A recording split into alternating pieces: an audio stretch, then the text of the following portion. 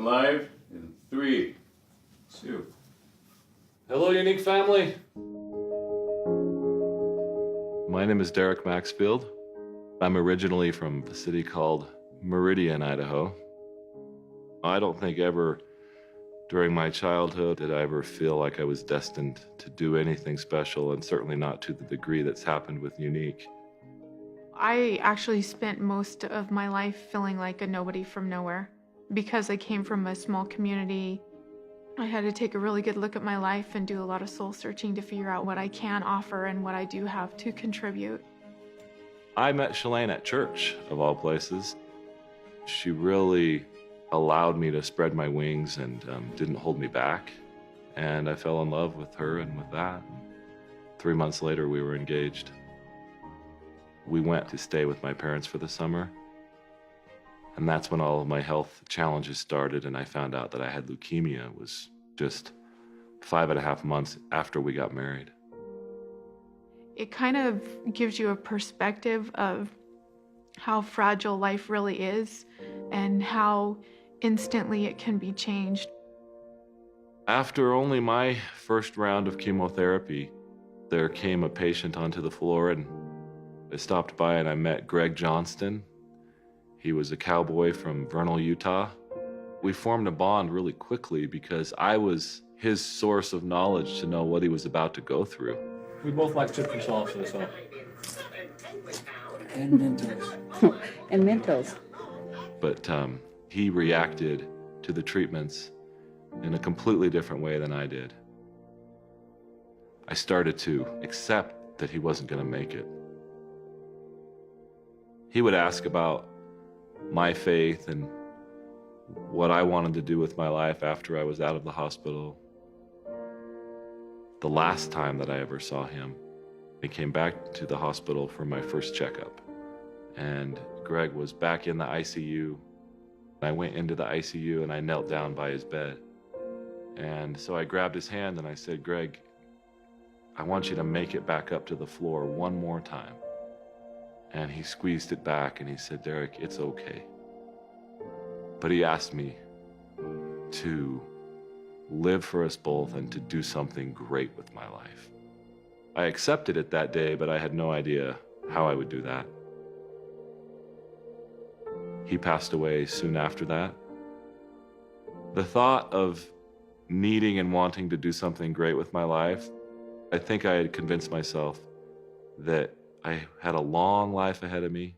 It just wasn't possible for me right then. I got a job with a company here in Utah. They had a little basketball team, and we would go play every day for our lunch break. I came down, cracked skulls with the guy who I was guarding at the time, and we drove, of all places, to the same hospital where I had had all my treatments just a few years prior. I was in surgery for 5.5 hours. For the reasons that are only known to God, they put me in room 522, which was Greg's room. And I wasn't conscious enough or coherent enough to really know why I was there, but I knew I was back. And in that moment, that's the moment that really changed my life forever. Because I had a clear message to me, and it was, "Exactly, Derek. You're right back in the same place. The same place, and you're using the same excuses." That moment changed my life. I was driven to no longer use excuses and to no longer think of the need to do something great as so far in the future. I started to change things. I got up at 4:45 in the morning and I worked on a software business that I've been thinking about. I did that for 1.5 years. And then in the beginning of 2004, I started my own business.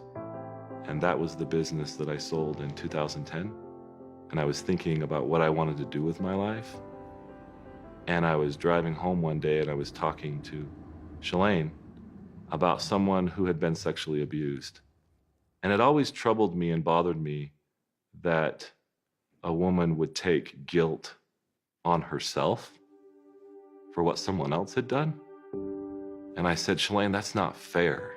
Somebody should do something about that.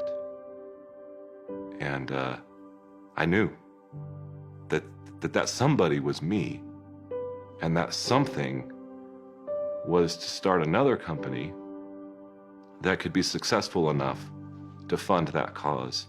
I totally felt the same frustration in her behalf that he did, and the shame and the guilt that affects their life so negatively is such an injustice.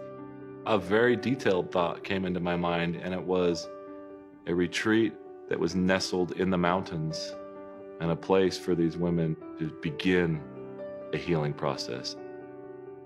That clarity I knew could only come from God, because it had come just that quickly, and it came in an instant. And I started to work on those plans right away. I don't think that we could have even imagined what needed to be done. We were just focused on what we could do, and it has become more than we ever imagined it could be. We're trying to reach all of them through a message of hope, and a message that this is not your fault, and to have a chance for them to reclaim the hope that was lost and perhaps taken from them. We've had approximately 1,800 women come through the retreat. I see faces every time I hear the number. It's Sarah, and it's Heather, and it's Heidi, and it's Amanda. It's not just numbers for me, it's people. I think when you give someone hope, they can then become the steward of their own healing. But that's the point, is that we simply open the door, help them feel that there is hope. And that's the goal of the retreat. And I think that we are accomplishing that. I'm grateful for all the people that drive Younique and all the presenters out there, because it is through them that we really accomplish the means by which we can support this cause.